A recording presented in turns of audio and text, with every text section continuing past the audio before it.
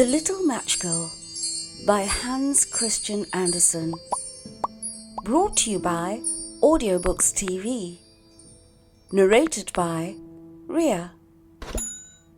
It was a terribly cold and nearly dark on the last evening of the old year, and the snow was falling fast. In the cold, in the darkness, a poor little girl with bare head and naked feet roamed through the streets. It is true, she had on a pair of slippers when she left home, but they were not of much use. They were very large, so large indeed that they had belonged to her mother, and the poor little creature had lost them in running across the street to avoid two carriages that were rolling along at a terrible rate. One of the slippers she could not find, and a boy seized upon the other and ran away with it, saying that he could use it as a cradle when he had children of his own. So the little girl went on with her naked little feet, which were quite red and blue with the cold. In an old apron she carried a number of matches, and had a bundle of them in her hands. No one had bought anything of her the whole day, nor had anyone given her even a penny. Shivering with cold and hunger, she crept along. Poor little child, she looked the picture of misery. The snowflakes fell on her long fair hair, which hung in curls on her shoulders, but she regarded them not. Lights were shining from every window, and there was a savoury smell of roast goose, for it was New Year's Eve. Yes, she remembered that.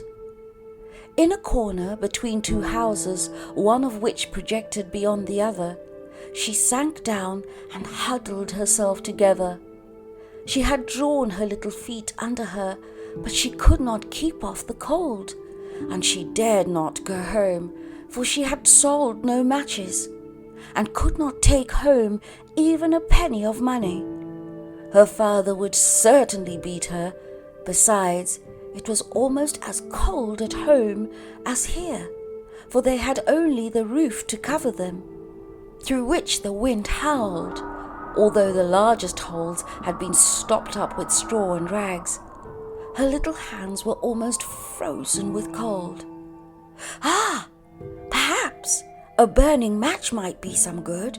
If she could draw it from the bundle and strike it against the wall, just to warm her fingers. She drew one out. Scratch! How it spluttered as it burned. It gave a warm, bright light, like a little candle, and she held her hand over it. It was really a wonderful light. It seemed to the little girl that she was sitting by a large iron stove with polished brass feet and a brass ornament. How the fire burned!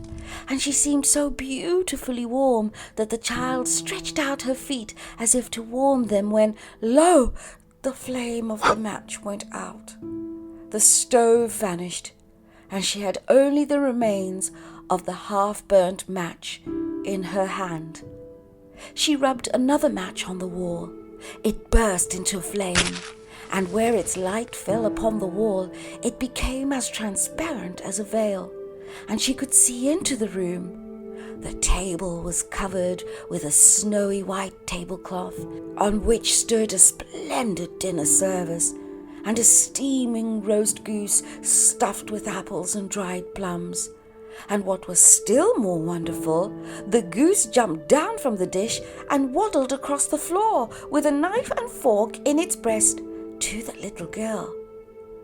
The match went out, and there remained nothing but the thick, damp, cold wall before her. She lighted another match, and then she found herself sitting under a beautiful Christmas tree. It was larger and more beautifully decorated than the one she had seen through the glass door at the rich merchant's. Thousands of tapers were burning upon the green branches, and coloured pictures like those she had seen in the show windows looked down upon it all. The little one stretched out her hand towards them, and the match went out. The Christmas lights rose higher and higher till they looked to her like stars in the sky. Then she saw a star fall, leaving behind it a bright streak of fire. "Someone is dying," thought the little girl, for her old grandmother, the only one who had ever loved her, and who was now dead, had told her that when a star falls, a soul was going up to God.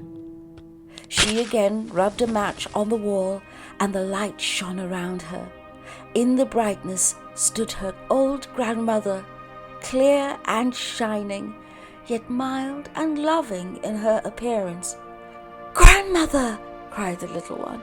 "Oh, take me with you! I know you will go away when the match burns out. You will vanish like the warm stove and the roast goose and the large glorious Christmas tree." And she made haste to light the whole bundle of matches, for she wished to keep her grandmother there. And the matches glowed with a light that was brighter than the noonday, and her grandmother had never appeared so large or so beautiful. She took the little girl in her arms, and they both flew upwards in brightness and joy far above the earth, where there was neither cold nor hunger nor pain, for they were with God. In the dawn of the morning there lay the poor little one, with pale cheeks and smiling mouth, leaning against the wall. She had been frozen to death on the last evening of the year, and the New Year's sun rose and shone upon a little corpse. The child still sat in the stiffness of death, holding the matches in her hand, one bundle of which was burned. "Oh, she tried to warm herself," said some. No one imagined what beautiful things she had seen, nor into what glory she had entered with her grandmother on New Year's Day.